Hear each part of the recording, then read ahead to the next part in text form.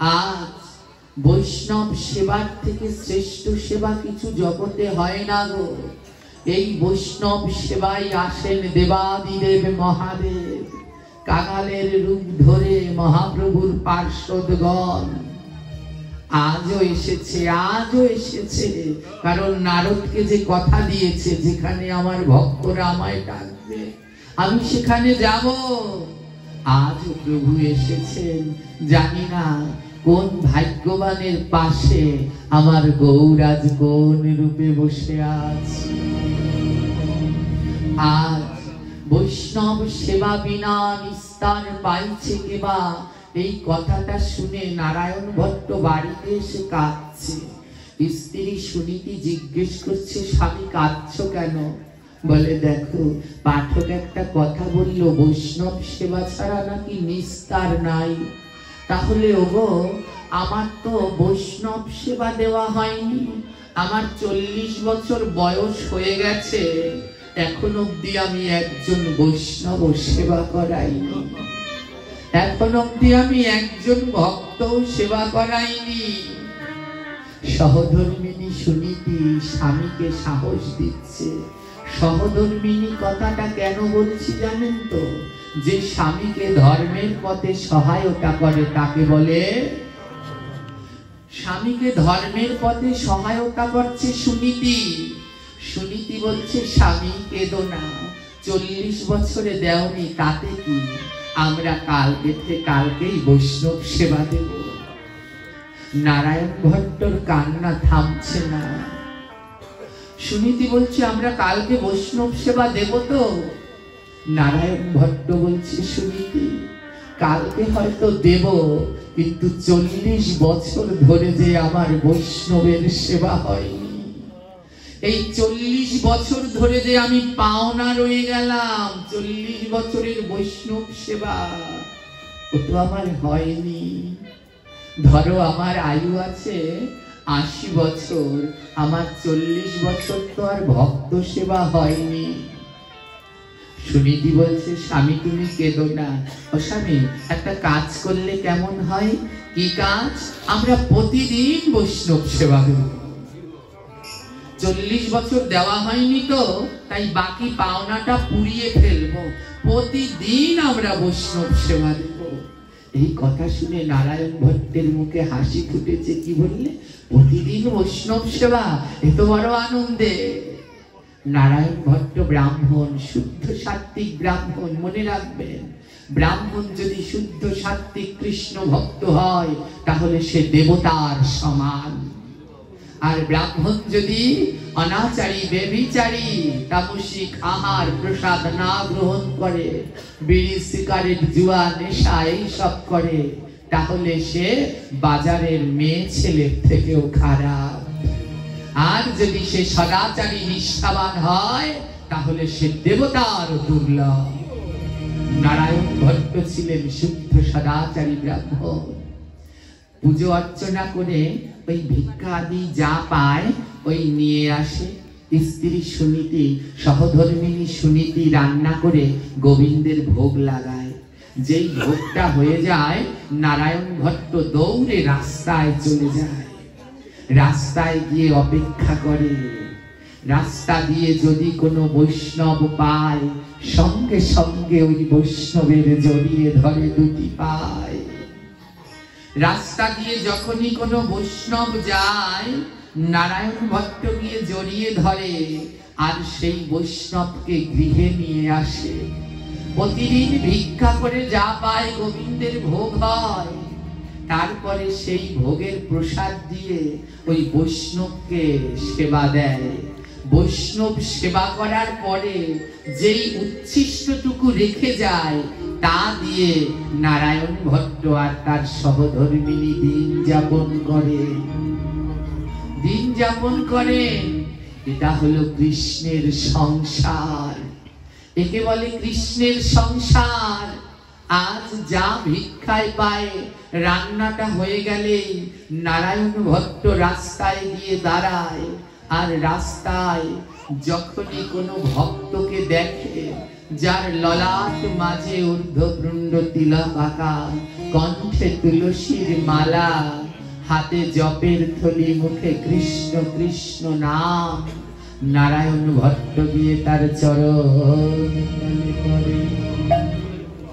চরণে তলে পড়ে ওই নারায়ণ ভট্ট বৈষ্ণবের কাছে প্রার্থনা করে বলে, এইবার আমার কৃপা করো,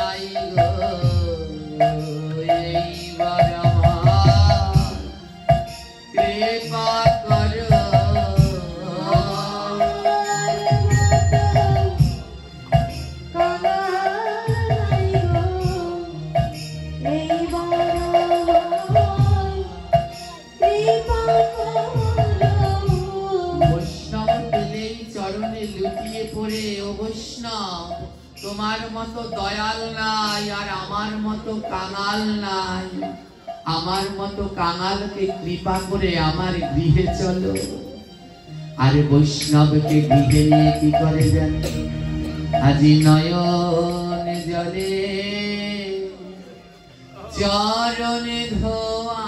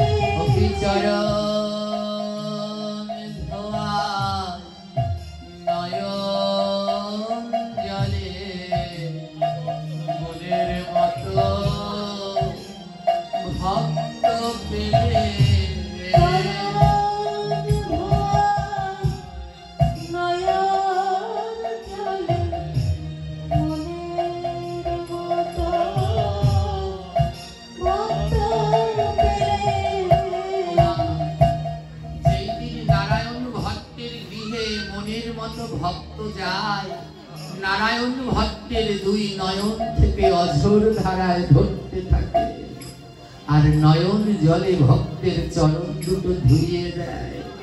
আর চরণ ধোয়ার পরে কি বলে জানে? ও ভক্ত, তুমি একবার আমার ধরো ধরো,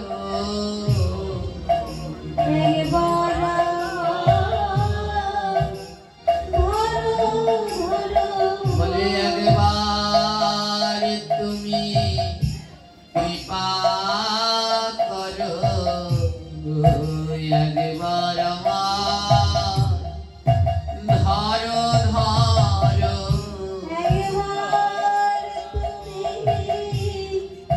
কৃপা করো, একবার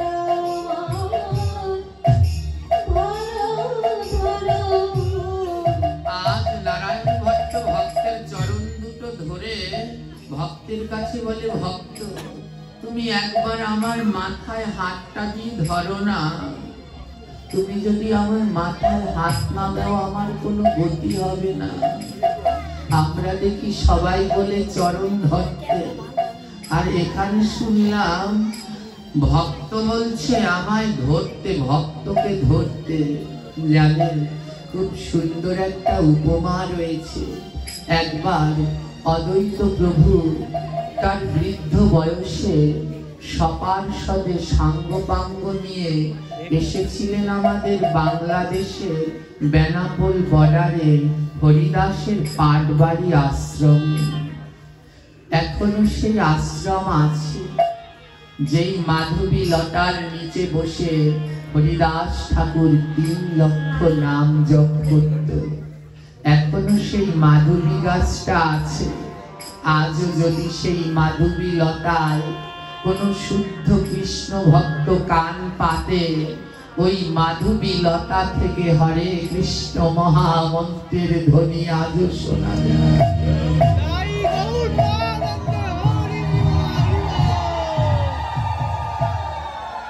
আজ সেই মাধবী লতার ভিতরে কৃষ্ণ নাম ধ্বনিত হয়। অদ্বৈত প্রভু সপার্ষদে দর্শন করতে এসেছিলেন হরিদাসের ভজন স্থলী। ভক্তরা সবাই মিলে হরিদাসের ভজন স্থলীতে নিত্য কীর্তন করছে, বাহু তুলে নিত্য কীর্তন করছে। এই জগতে আমার গৌরাঙ্গ মহাপ্রভুর মতো এত সুন্দর নাটুয়া, তাকে বলে নাটুয়া গৌর, নিত্যে পারদর্শী। তো আমাদের গৌরের মতো আর তো কেউ নৃত্য করতে পারে না। আজ সবাই নৃত্য করছে।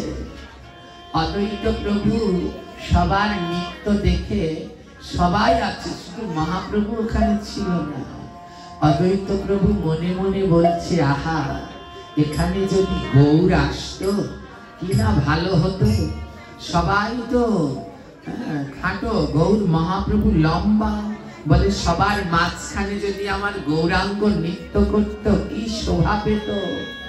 অদ্বৈত প্রভু বৃদ্ধ বয়স, একটা তমাল গাছের শুকনো লাঠি ছিল তার হাতে, বুড়ো বয়সে লাঠি নিয়ে হাতে, একটা লাঠি ভর দিয়ে দিয়ে অতি কষ্টে নবদ্বীপ থেকে এসেছে এই বেনাপোল পাটবাড়িতে। লাঠিটা হাতে নিয়ে এক কোনায় দাঁড়িয়ে চোখ বন্ধ করে অদ্বৈত প্রভু মনে মনে ভাবছে, এখানে যদি আমার গৌর থাকতো তাহলে আনন্দের বন্যায় ভেসে যেত। যখনই এই কথা চোখ বন্ধ করে ভাবছে আর নয়ন জলে হাগৌর হাগৌর বলে কাঁদছে। গৌর, তুমি যদি আজ এই সংকীর্তনে থাকতে আরো কত আনন্দ হতো। যখন গৌর গৌর বলে দুটি নয়ন থেকে জল ঝরছে, ডান হাতে অদ্বৈতের সেই তমাল গাছের লাঠি, বাঁ হাতটা একজন এসে ধরেছে, ধরে বলছে অদ্বৈত চলো আমরাও নৃত্য করি। অদ্বৈত নয়ন দুটি খুলে দেখে সাক্ষাৎ চৈতন্য মহাপ্রভু দাঁড়িয়ে।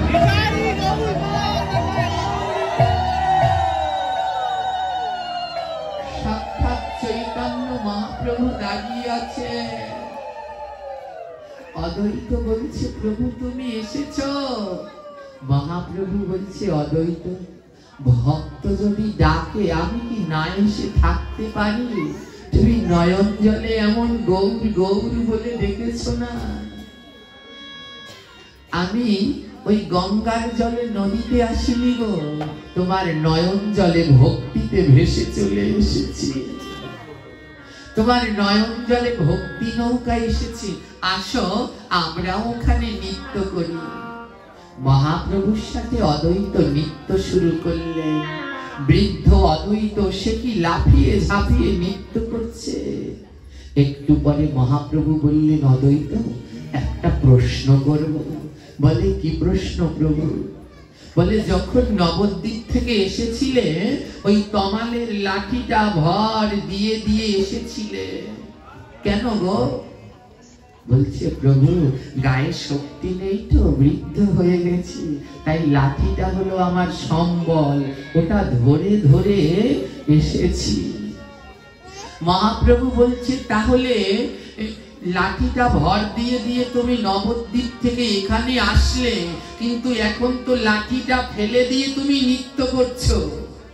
হাঁটার সময় লাঠিটা লাগলো শক্তি হিসেবে, নৃত্য করবার সময় তোমার লাঠিটা লাগছে না। অদ্বৈত কি বললেন জানেন? অদ্বৈত বলছে জানো গৌর, যখন আমি এসেছিলাম তখন আমার সম্বল ছিল এই লাঠি, যদি আমি পড়ে যাই এই লাঠিটা আমাকে আগলে রাখতো, তাই আমি লাঠিটা ধরে ধরে এসেছি। মহাপ্রভু বলে তাহলে এখন লাঠিটা কেন ছেড়ে দিলে?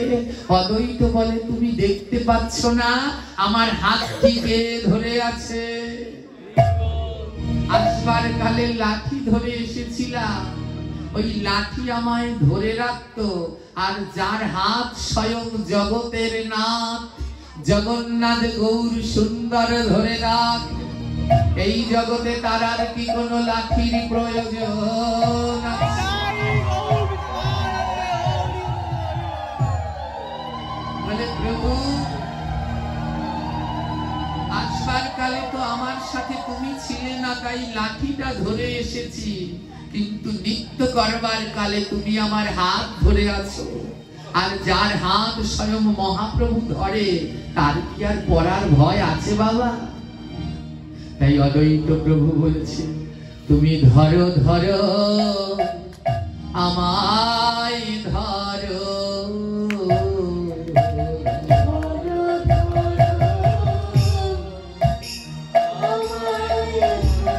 প্রভু কোনদিন যেন না বিছাড়ো, ধরো ধরো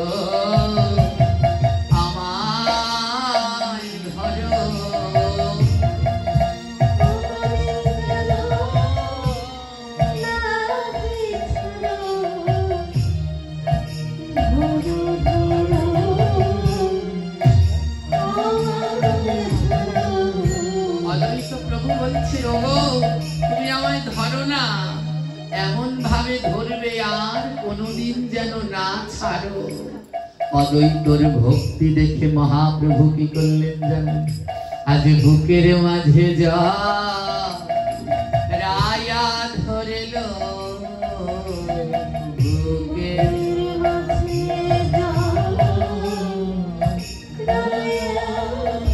আজ বুকের মাঝে যা রায়া ধরিল,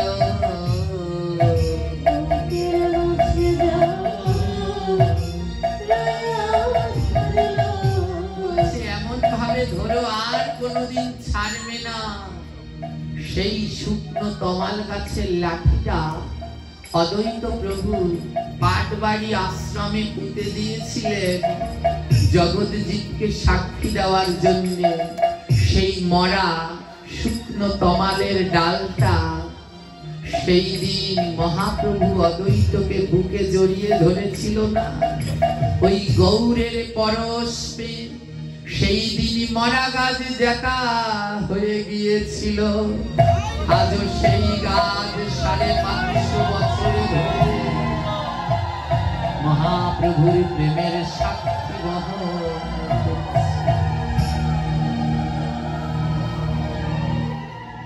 আজ পাটবাড়িতে গেলে আপনারা সেই তমাল বৃক্ষটি দেখতে পাবেন, ওটা সেই অদ্বৈতের হাতের শুকনো লাঠি পুঁতে দিয়েছিল। আজও গাছ হয়ে 550 বছর ধরে মহাপ্রভুর নাম প্রেমের সাক্ষী বিতরণ করছে। আজ নারায়ণ ভট্ট ভক্ত পেলে তাদেরকে এমনি করে এনে বাড়িতে আগে বৈষ্ণব সেবা দেয়, তারপরে ভক্তের উচ্ছিষ্ট দিয়ে তারা জীবন কাটায়।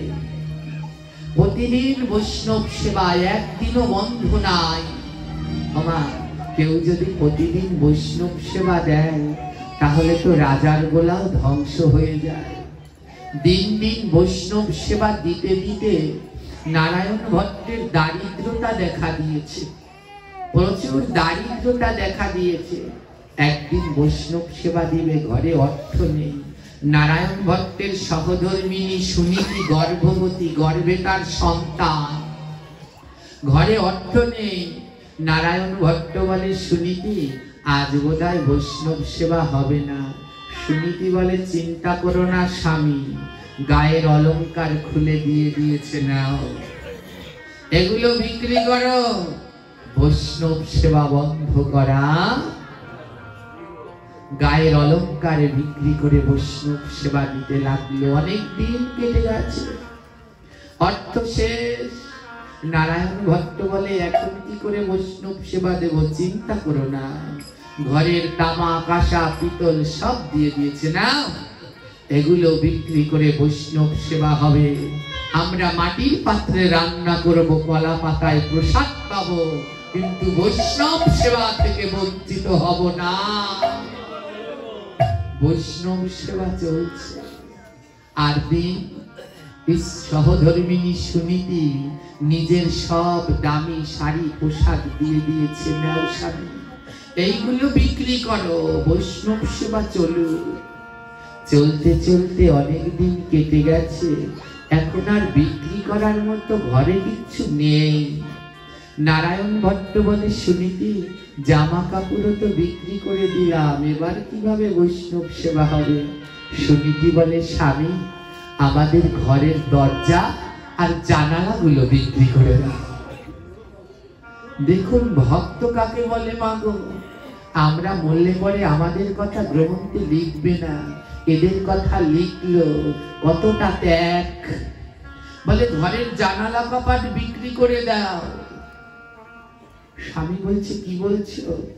সুনীতি বলে, ও স্বামী জানলা কপাট তো তাদের লাগে যাদের ঘরে চোর ঢোকার ভয় আছে। আমাদের ঘরে তো চোর ঢোকার ভয় নেই, আমাদের ঘরে তো কোনো ধন সম্পদ নেই, তাই তুমি জানলা কপাট বিক্রি করে দাও, ও দিয়ে বৈষ্ণব সেবা হলো। জানলা কপাট বিক্রি করে দিয়েছে, তাই দিয়ে বৈষ্ণব সেবা হচ্ছে। ভগবান নারায়ণ ভট্টের ভক্তি দেখে কাঁদছে, আহা কেমন ভক্ত, ঘরের জানলা কপাটও বিক্রি করে দেয় বৈষ্ণব সেবার জন্য।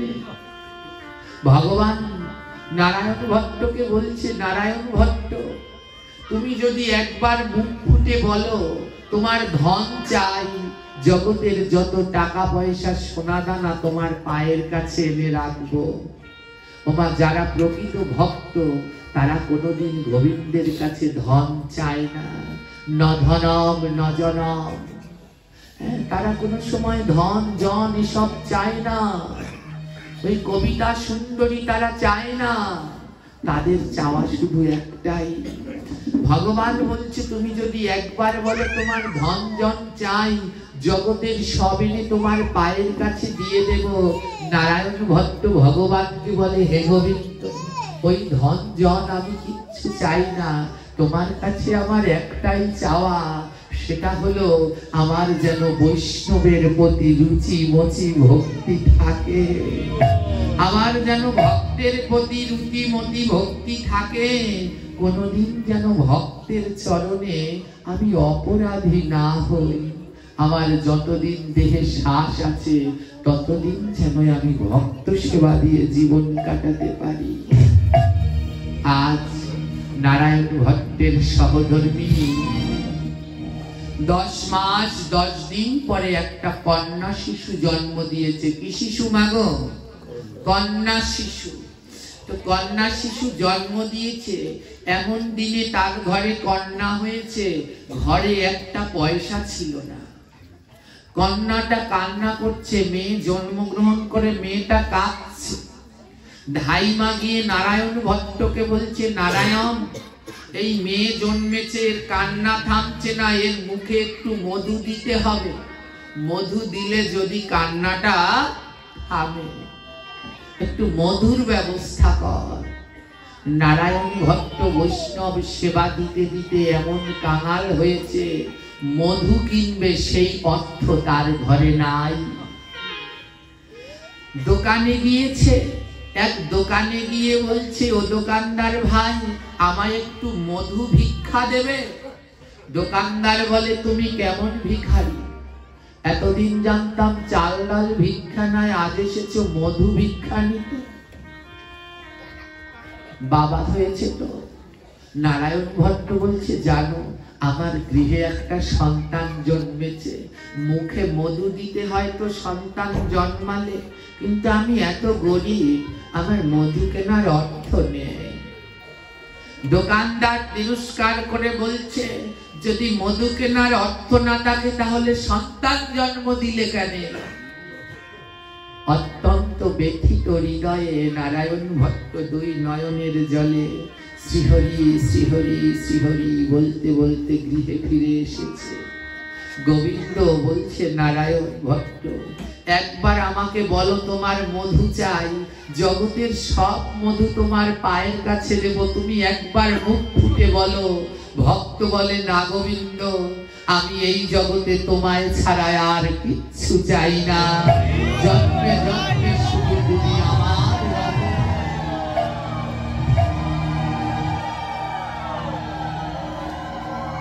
স্ত্রী সুনীতি, সুনীতি বলছে, স্বামী মধু পেয়েছ? নারায়ণ ভট্ট জবাব দিতে পারছে না। ভগবানের কাছে বলছে, প্রভু, এই জগতে আমি বড় কাঙাল পিতা, যে সন্তান হয়েছে কিন্তু একটু মধু দিতে পারিনি। আজ ভক্তের ভক্তি দেখে গোবিন্দ আমার ভোলানাথকে স্মরণ করল। হে ভোলানাথ, তুমি আমার পরম ভক্ত নারায়ণ ভট্টের গৃহে যাও, আর গিয়ে নারায়ণ ভট্টের ভুল ভাঙাও। নারায়ণ ভট্ট কাঁদছে। ভোলানাথ আরেকজন ব্রাহ্মণের বৈষ্ণব ব্রাহ্মণের রূপ ধারণ করে নারায়ণ ভট্টের গৃহে এসে দাঁড়িয়েছে। ব্রাহ্মণের রূপ ধারণ করে ভোলানাথ নারায়ণ ভট্টের দরজায় এসে বলছে, রাধে রাধে রাধে রাধে। শুনে নারায়ণ ভট্ট দৌড়ে ঘর থেকে বেরিয়েছে। কে কে? আমার গৃহে বৈষ্ণব এসেছে, আবার বৈষ্ণব সেবা দেব।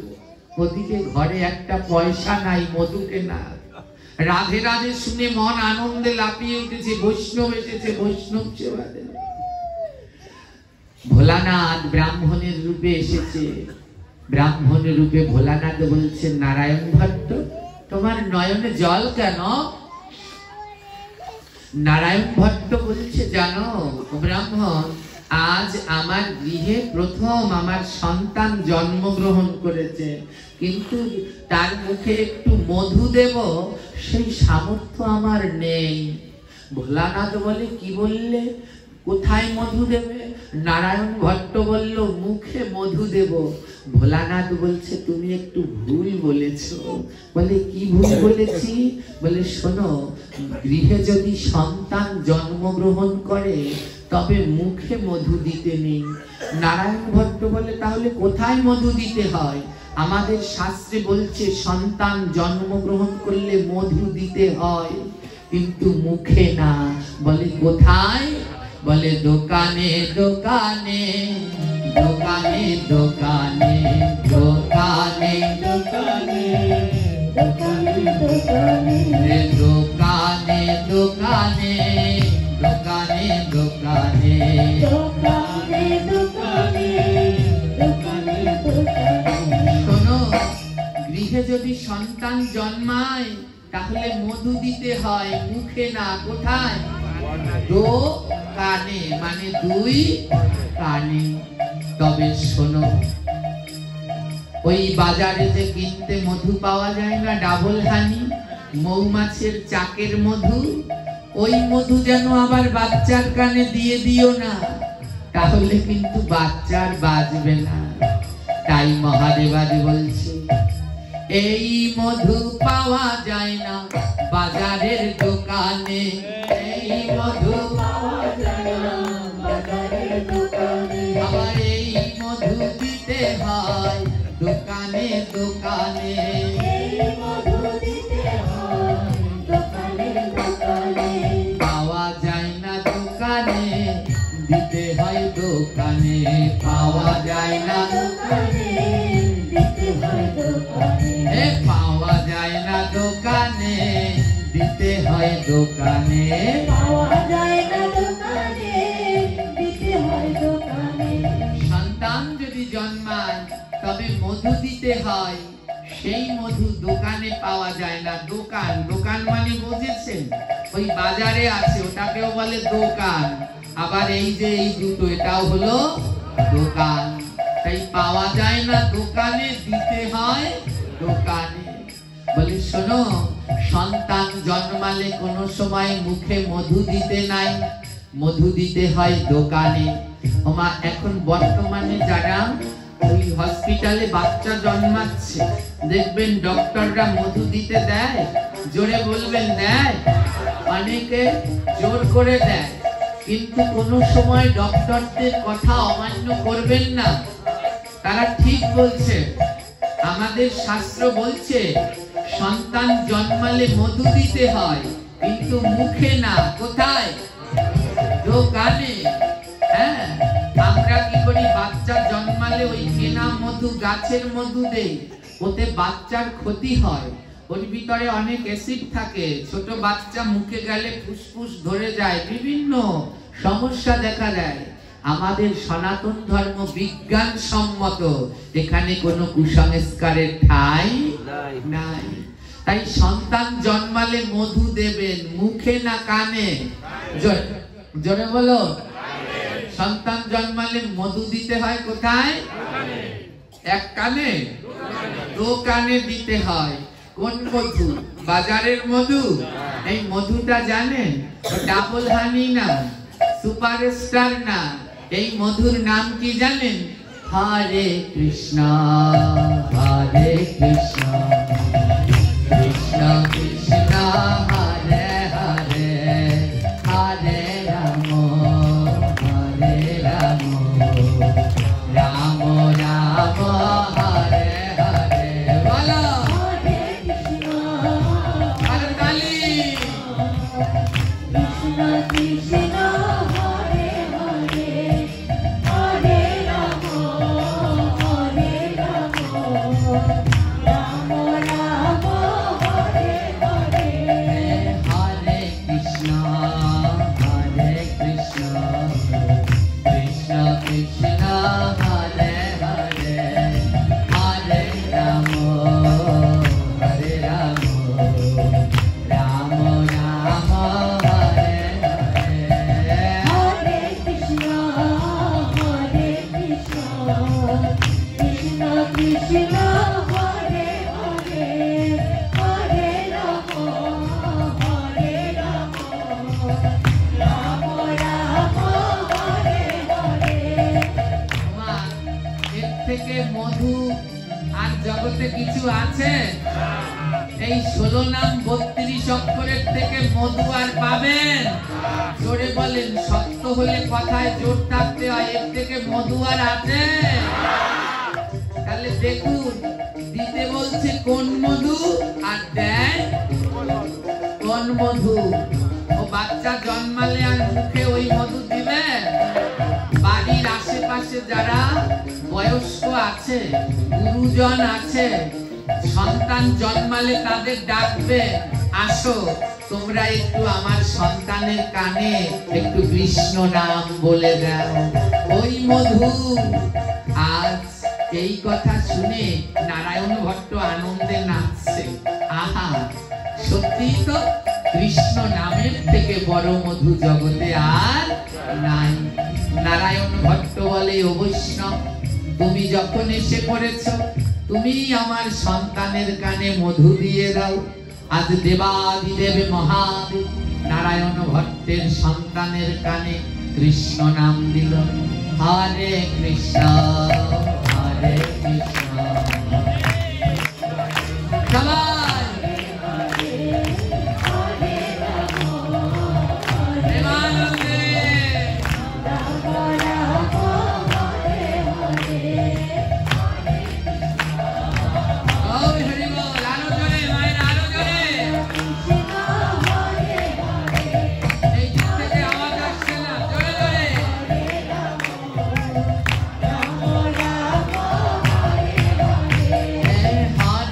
কৃষ্ণ হরে কৃষ্ণ কৃষ্ণ কৃষ্ণ হরে হরে হরে রাম রাম রাম হরে হরে হরে কৃষ্ণ কৃষ্ণ কৃষ্ণ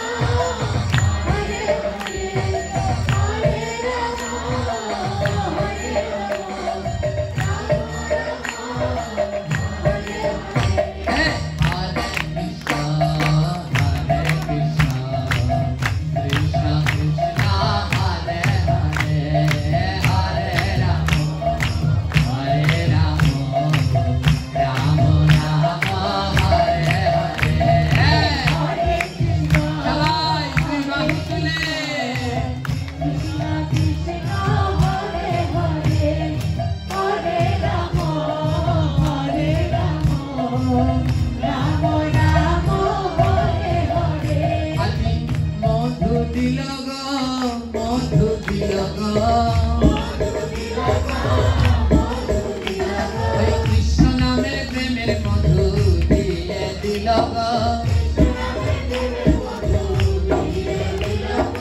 জয় জয় হল জয় জয় হল ভুবন হরিয়া আজি জয় জয় হল জয় জয় হল তাই গৌর হরি বলে জয় জয় হল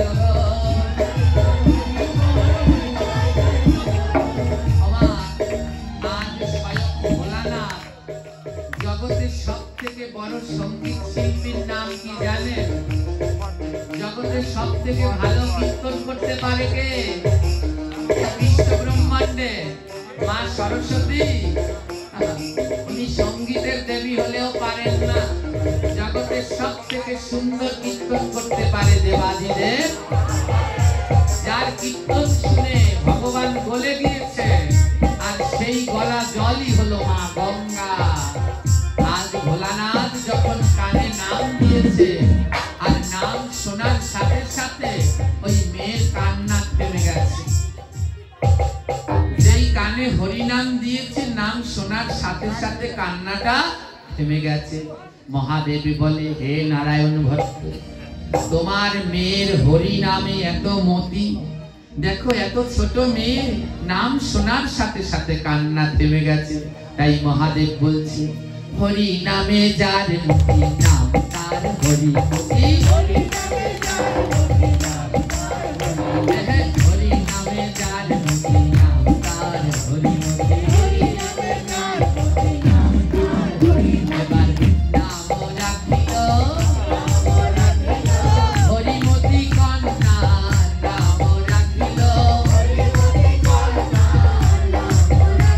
আমার ভোলানাথ, দেখো নাম রাখিল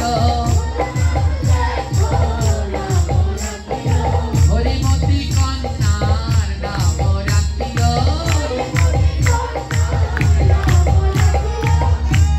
মেয়েটার নাম রাখিল কি মায়না? কেন রাখিল? এই ছোট্ট বয়সে হরি নামেই কান্না থেমে গেছে। যার হরিতে মতি, তার নামই হয়